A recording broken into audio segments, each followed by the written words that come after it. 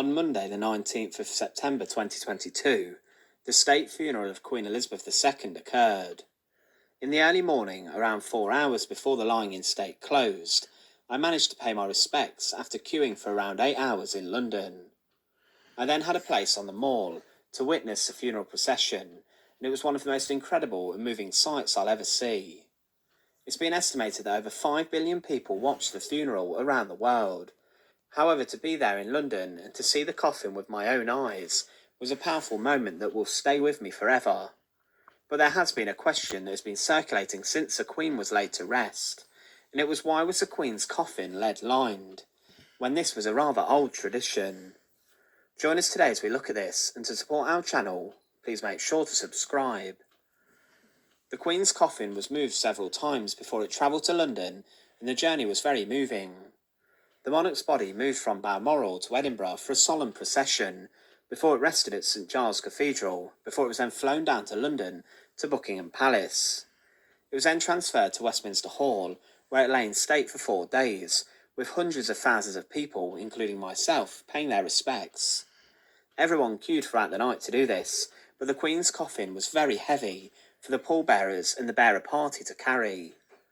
Many people have stated that the bearer party who carried the coffin should never have to pay for a drink themselves, and instead of using a traditional 6 pallbearers, they needed 8, as the coffin of the Queen was allegedly so heavy. The Queen's coffin was made from English oak, which was lined with lead, which was a traditional choice for members of the royal family. It's claimed that the Queen's coffin was actually made 30 years ago, when the Duke of Edinburgh's coffin was also created at the same time. So it had been stored morosely for a long time, but the use of lead prevents air and moisture from building up, and the point of this was to ensure that the Queen's remains are protected in an airtight coffin, so they can be better preserved for the centuries to come. The Queen was not interred in the ground like the majority of burials, and she is actually laid to rest above ground in the vault, under the King George VI Memorial Chapel in St George's Chapel in Windsor Castle. She was interred inside of the floor, and her coffin is held in a vault alongside her husband's.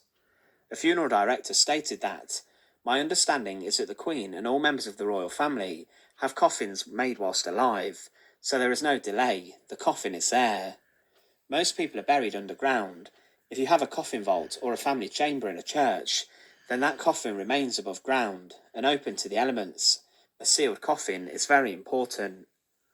The use of lead lining in coffins can be traced back to the Victorian period, where the bodies of the public who were laid to rest above ground needed protecting in the airtight chamber.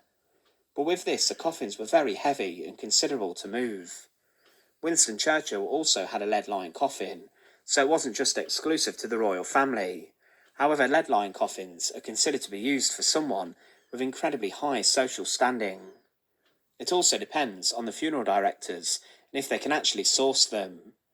The royal undertakers did specialise in lead-lined coffins, and it was said that oak and elm seemed to have been the chosen woods when it came to making the coffin, but in terms of royal coffins, they are often made from oak from the Sandringham estate. That's the distinction here, and oak in general is often chosen because of its distinctive grain pattern, but oak isn't exclusive to royal coffins. But with the use of lead, it's been reported that the coffin containing the Queen could have weighed up to 700 pounds. This is a colossal weight, and this is why more military bearers were needed to carry the coffin. There were different challenges with using the lead-lined box, as it was said that coffins are normally sealed by screwing the lid into the sides, but that does not form an airtight seal. The modern process would be to zinc-line the coffin, and zinc is more thinner than lead. But many undertakers have rarely seen a coffin like the Queen's, with it being a more traditional method for the royal family. It's believed that the preservation methods of using a lead-lined coffin is similar to Egyptian mummies, who managed to immaculately preserve bodies when they were buried.